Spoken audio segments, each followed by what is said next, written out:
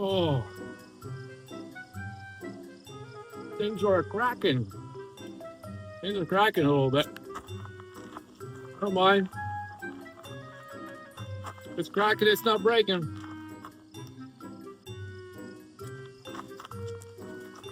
Believe it or not,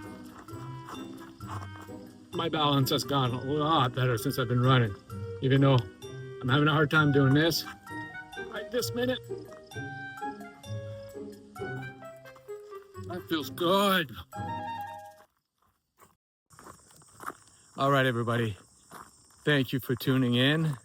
My name is Danny Trudell, and on this channel, we will be covering my journey into discovering trail running. We'll be looking also at health, technique, and covering as many running events as I can. Trail psychology, nutrition, and actually anything that I do discover that I think might be useful to anybody else who is starting trail running. This video is going to be about the top 5 most common mistakes beginners do when they're starting trail running. So let's get into it. Mistake number 1, which I made over and over in the beginning, and that's to start too fast. That means that as a beginner, you'll come to the trail and you'll want to just really kind of crush it, get into it, and you may not be physically be ready for these types of trails. So pick a trail when you start that is a bit more groomed, and work your way to some more difficult trails. I went right into lots of routes and climbs and rocks and everything, mud, and I did wipe out. At one point, I went right off into the woods, so lucky enough I wasn't near a edge when that happened. But with that being said, also with the point of starting too fast is that you don't want to get into the trail running as if it's a race every time. Take it gradually. I went at it as if it was a race. I thought I was training for Kilimanjaro when I was doing it, but really, honestly, when you go at it too fast like that, you don't give yourself a chance. Start easy. Don't run according to pace. Run according to effort to terrain. So that means listen to your heart, listen to your breathing. Because if you go at it at pace, you're trying to hit those hills, you're burning out quick. That's for sure, trust me. This is an example of what happens when you're running up. My heart rates were at 170, and I ran down a hill, then right away I went into a short but steep hill, and I decided to run it just to show. This is when my body's trying to stay alive here. This is when I'm forcing air in and forcing air out. You lose so much energy, you sweat so much more, and it takes so much more time to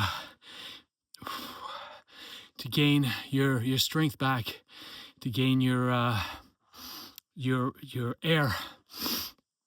So that's why either power hiking up or walking is best. You're either power hiking and walking up hills, or you're doing it on the flat. You get out on the other end of that hill, and then now you're gassed and you're reduced to walking very slow, because you just can't take it anymore. You need to bring that energy back into your muscle and gain control of your breathing and your heart rate. And that's when people pass you. So there's a little bit of a lesson here. I did this purposely. Normally when I am going at hills, as I'm coming up to them, I slow down a bit, depending on the steepness. If it's just a gradual, I'll go for it. I listen to my body. I keep an eye on my heart rate. And in hills, I try to keep it between 130 and 145 BPMs. And that seems to work for me. So I'm catching my breath here. I've going right into another much bigger and still very steep hill. I'm not even gonna power hike this one. I'm just gonna hike this one and keep my heart rate between 130 and 145. All right. Mistake number 2. It's wearing the wrong shoes. Now, this is a big one as well. I mean, they're all big ones. So they're the top 5.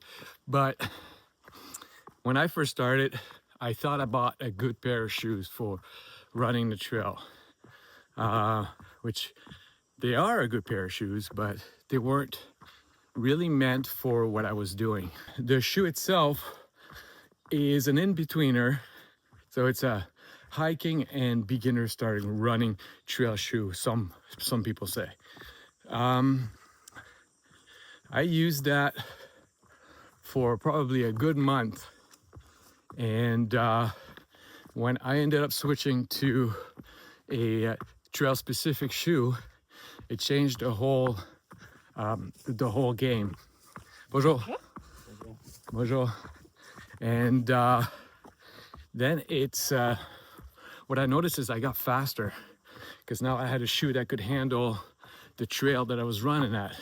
What I had before was a thinner sole, and like anything that is in betweener, well, it's not specific enough.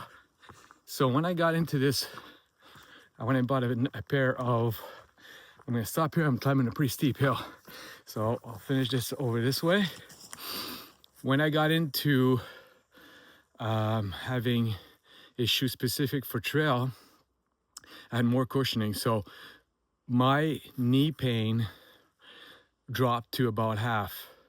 And not only that, I got faster because now I could do descents much faster. And also, before the joint pains started coming in, I could get further down the trail. So I could do more kilometers before I started to feel the effects.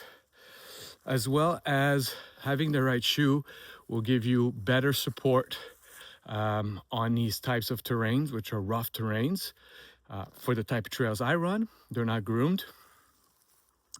And that being said, that if you are running groomed trails, then you have other selections that you could, look at. There's shoes for that, just like there's shoes for road, right? Like I wouldn't take a pair of road shoes on my trails. Too much of a risk at slipping or rolling an ankle or something like that. I'll give you a tip for the shoe selection. As a beginner, go into a store that is that specializes in running, and most of the times in those stores you'll find expert people that actually run. And the reason why I say that is because if you go on the internet and you're looking for the best shoe of this and that, well, the problem there is that we don't all have the same foot shape, and we also don't all run the same way. So it's better to go see an expert. They can look at your foot and maybe take measurements, do whatever they do. And over time, you'll learn what works for you, and you'll be able to be a good judge of what's a good shoe for your terrain and your style of running. All right, let's move on to mistake number 3, skipping hydration and fuel. So again, I've done this a lot in the beginning. So make sure you bring water, stay hydrated before, after, during, and also bring some fuel. A good rule of thumb is that if you're gonna be out as a beginner and you're gonna run more than an hour, bring some fuel, bring snacks, bring something that will help you along the way. Because one thing for sure is that if you finish your run and you've put in a great amount of effort, you end up at your vehicle and you're on the way home and you're starving, you're gonna end up eating something you shouldn't be eating, something that is junk food. That's what I'm trying to say. So you want to make sure to do that. And Some people might say, well, 30 minutes is not a long time. It isn't. Now, these days, I don't bring water if I'm only going to be running for 30 minutes because I have experience now. But back then, 30 minutes, and I'm putting all that effort. I am, 30 minutes now and 30 minutes then is not the same. So I'm putting more effort as a beginner on a 30-minute run. So bring water and a little bit of fuel. So that may mean, having a vest like this. There's also belts. I don't use belts with water bottles on these types of hikes because I find that it hikes up. But if I'm on a groomed trail that is mostly flat, I'll use it then. But otherwise, on trails like this, it's just too much skipping around, especially when you're descending, and that belt seems to boost up. Like I was mentioning in the video earlier, this is the vest I typically use because when I was using this in the beginning, after I was using an handheld bottle, because I started out with carrying my my water bottles in my hands, I was using this thing here. So as I'm running, even though I've got this nice and tight at this level here, it eventually kind of rises up, and then I'm running, I have to tighten it up, and next thing you know, it's up to here. And that's really annoying at this point here, and there's just I still got a bit of jiggle here. So I gave this up for the vest. I use this on nice, flat, groomed trails. And also I found that it can cut circulation a little bit as you're going up there and it's going up and you just over tighten it so it stays there. It kind of cuts the circulation a little bit. I don't want to exaggerate it. I don't want to poo-poo all over this thing because it's actually really nice. But it's got its place and its time, and it's not on this trail. As far as fuel, I try to bring some nice little snacks, maybe a protein bar or a power bar, something like that. That'll just put away the hunger for a minute and give you also energy to keep going. I know this one sounds really basic, like of course you need to bring water, but trust me, as a newbie, you get excited about going out there and you're just kind of, if you're like me, you just go with that sort of, yeah, let's get her done, and you don't worry too much about that. Anyways, I did that. So mistake number 4, poor foot placement. So if you're on a technical trail, lots of roots, rocks and all, beginners like myself, I still make this mistake. We tend to look down, we look down at our feet too much. This is something I'm still working on, and what I've been doing to fix that is I'm looking, instead of looking just about 1 meter ahead of me, I'm looking about 2 to 3 meters ahead, and I scan up and down, and but I mostly keep it up further. In the beginnings, I'd always be looking at my feet because these trails are so technical that I've missed turns. I've went down the wrong trail. So try to just keep your eye up about 2 to 3 feet ahead. And as you come up to technical, like you might be noticing me in this video here, I'm looking ahead, looking at the screen, but I keep bringing it back. As soon as I get close to, hey, I spotted something over there, I know it's technical here, bring my eyes back down to where I'm stepping and going with that. Foot placement, you don't want to stomp down either.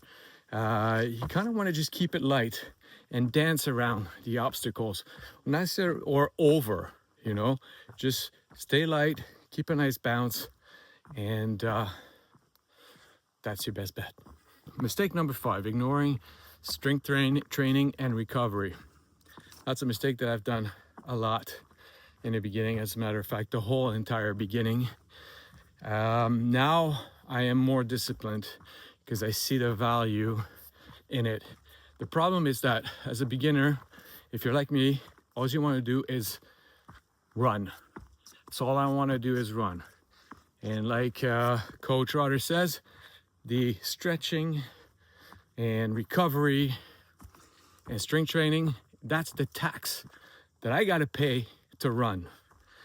So if I have a tip on for this one, it'd be don't skip this. I've always enjoyed the trail, but now that I've been doing these things, knee health and all that kind of stuff, I am getting through these trails to the other end, and I'm recovering so much faster, and my experience on the trail is even more enjoyable just because of that. So make sure to include something like that into it. And in the future, I will be doing some videos about some of the knee health and exercises that I've been doing to strengthen my body to handle these trails. All right, so that's going to be it for me today. And if you found any value into this video, please like and subscribe. I will encourage the channel to continue to make more videos like this. And yeah, let's grow together. Let's share what we know. Invite all beginners to participate into some of your challenges. Please comment below. It helps the channel as well at the same time, but also we can grow from that. That'll give me ideas as well as to what I should do next as a video, or what you want next as a video. I've got plenty of ideas because I have been actively running for the last 3 months. So I have learned quite a bit of stuff about beginning running on the trail. So there's so many other subjects that I want to do. It takes me a while to put a video together right now because I'm learning that part of things as well too. But please like and subscribe, and see you in the next one.